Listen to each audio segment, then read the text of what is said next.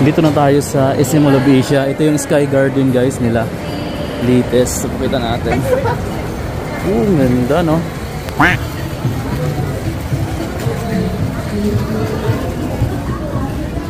Ganda dito guys na. Oh my God! Wow! Nasa tuktok to ng SM Mall of Asia sa taas. Ganda dun no? Pero syempre dito muna tayo. Ikot tayo guys. Manila Bay na yung dagat na makikita mo dyan.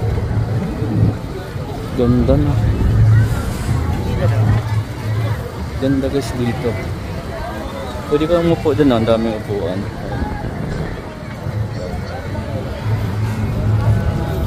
Tapos meron din sila ditong breed house. Ayan.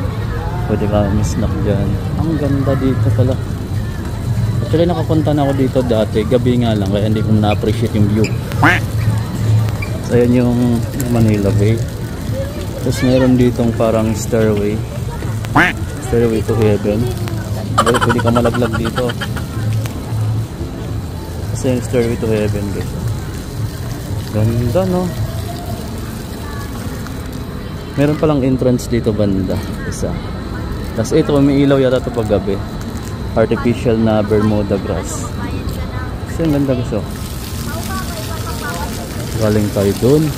Ito naman yung Manila Bay na magandang view. Ayan yung malaking Ferris wheel sa MOA. Ayan guys no. Ayan yung malaking Ferris wheel sa MOA. Ayan na yung Manila Bay. Ayun na yung likod ng SM Mall of Asia. Ayan. Diba? Grabe no, tinambakan na guys oh. Makikita nyo marami ng buhang.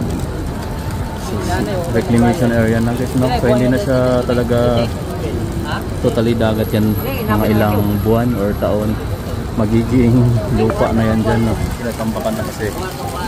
Ayan no. Zoom natin, gusto nyo makita. Ayan, no. Yung mga kumpul-kumpul na yan, mga buhangin na po yan. Ayan, mga buhangin na rin po yung nandito. Ayan no. Ito buhangin na yan dyan eh. Ayan yung view. Pariban. So yan guys, nandito tayo nasa likod natin yung Manila Bay. Dito tayo sa SM Mall of Asia. Ganda ng view dito no? Ngayon akyat tayo dun sa tuktok para makita natin yung view ng Manila Bay doon. Akyat tayo dito. Maraming nakaupo dito. Stairway to heaven.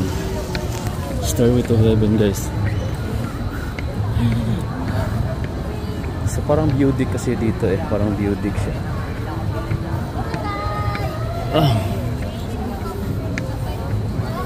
Pag nandito ka na sa taas, sa gilid niya mayroon siyang mga konting tubig. Ayan, so ito na yung pinakatuktok. At mula dito makikita mo na yung view kasi may nakaharang. Ayun yung Manila Bay. Cavite area na yan dyan. Ayan. Ganda. Akyat pa tayo ng konti para makita natin. May nakaharang.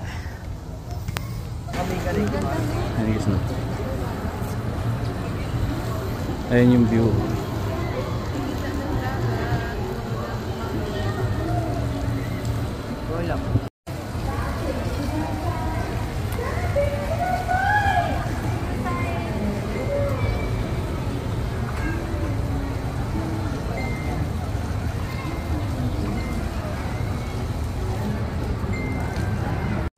So yun guys, ngayon no, nandito tayo sa may SM Mall of Asia, dito sa pinaka Sky Garden nila. Ito yung pinaka maganda nila ditong parang mini garden mga amigo. So makikita mo mula dito, nasa harap natin yung Manila Bay area, pati yung malaking Ferris wheel dito sa likod ng SM Mall of Asia. So ito yung isa sa mga pinakamagandang attraction dito sa SM Mall of Asia. Nasa pinakataas lang siya na floor ng SM Mall of Asia.